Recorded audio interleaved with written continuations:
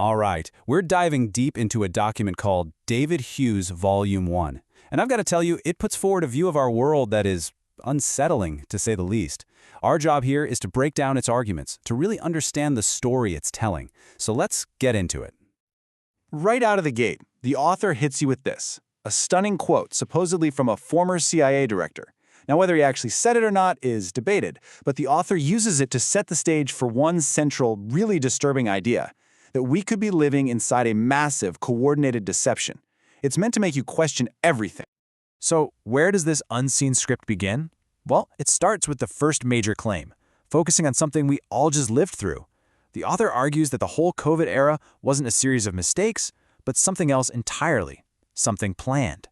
And here it is, the core of the argument, laid out plain and simple. What we experienced wasn't random, it wasn't chaotic.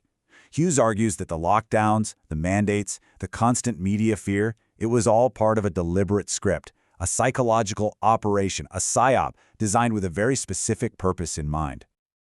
The source claims this whole thing used a classic psychological warfare playbook. You disrupt people's daily lives, you force them into isolation to break social bonds, you make the world feel alien and scary with things like masks and social distancing. The point here, according to the author, is that these weren't just unfortunate side effects of policy. They were the intended tools to make people confused, fearful, and way more compliant. But here's the thing. The author argues these techniques are far from new. He says that what we saw in 2020 wasn't some new invention. It was the culmination of decades, maybe even a century, of research into how to control the human mind. This timeline, pulled right from the source, kind of paints a grim picture, doesn't it?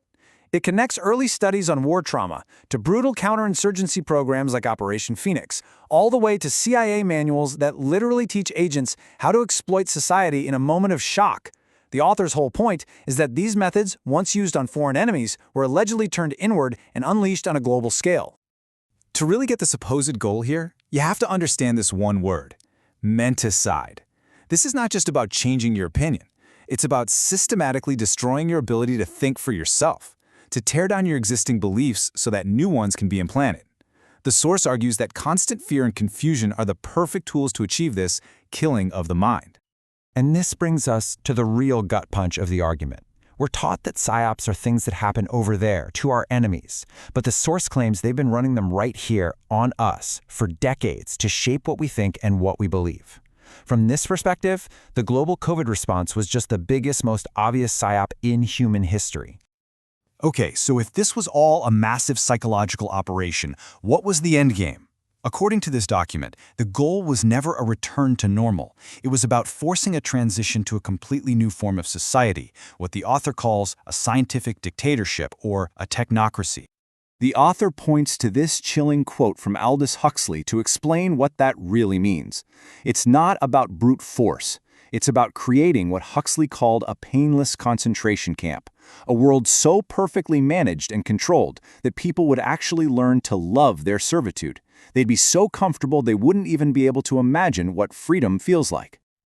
And this table really breaks down the shift the source is talking about.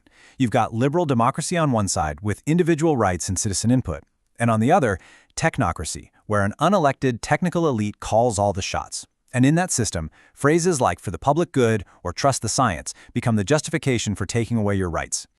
Now, the source says if you want to see a pilot program for this system, just look at modern China. It talks about drones broadcasting messages like "control your soul's desire for freedom." Think about that. The author's claim is that this isn't just a Chinese thing. It's the model, the blueprint for a system they want to roll out everywhere.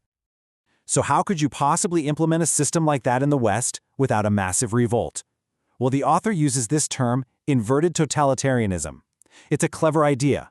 You keep all the symbols of democracy, elections, parliaments, all of it. But behind the scenes, corporate and state power have merged, and your vote becomes meaningless. The system wields total power while maintaining the illusion that you're still free. And this is where the author's claim gets its most extreme. He argues this isn't just a quiet political takeover. It's a form of undeclared high-tech warfare, a war waged by a tiny global elite against the rest of humanity, a conflict that he calls Omniwar. So what's the motive for a war like this? The author points to the insane concentration of wealth in the world. The argument is simple. When less than 1% of the population controls nearly everything, they have a very, very powerful reason to build a system of total control, to make sure the other 99% can never, ever challenge them. The weapons in this alleged war aren't bombs and bullets. According to the source, it's a fusion of advanced technologies.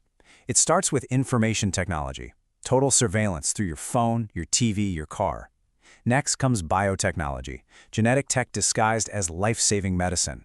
And then, the most startling claim of all, nanotechnology, capable of building self-assembling hardware inside your body, delivered covertly through injections.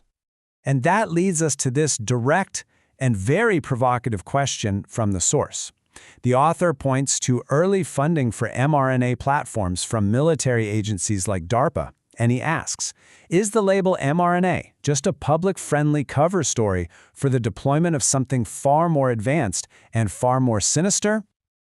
To support this idea of a hidden war, the source points to real-world data like this. This chart shows a shocking rise in cardiovascular deaths among young working-age people in the UK. Now, the mainstream has all sorts of explanations for this, but the author presents this as potential, horrifying evidence of damage from these so-called medical countermeasures we all went through. So, to wrap your head around this concept of Omniwar, you have to realize the battlefield has changed. It's not a fight over land or resources. The source claims it's an invisible war for control of information, for control of your perception of reality, and ultimately for control over the human body itself. So, after laying out this incredibly dark narrative, the author brings it all to a conclusion by framing this moment in history as a critical turning point. He presents what he sees as a final, stark choice for the future of all of us. The choice, as the document lays it out, is crystal clear and absolutely brutal. Path 1 is barbarism. That's the descent into the painless concentration camp of a global technocracy. Path 2 is revolution, which the author defines as mass resistance to reclaim our basic rights and tear down these systems of control. So what does that resistance actually look like in practice? The source suggests a few key things. First, just making people aware that this omnivore is even happening. Next, learning to reject all the media narratives designed to divide us. And then, maybe the most concrete step of all, a mass disconnection from the smart devices that the author claims are the literal backbone of this new control grid.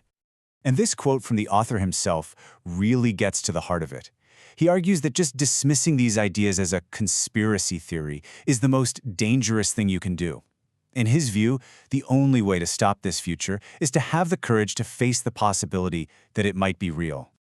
And so we end where the author leaves us, with a monumental question. The document David Hughes Volume 1 lays out a detailed and, yes, a deeply disturbing theory about the world. It argues that we are standing on the edge of a cliff, with two completely different futures in front of us. And the question it forces us to ask is not just about what happened yesterday, but about what we're going to choose to do tomorrow.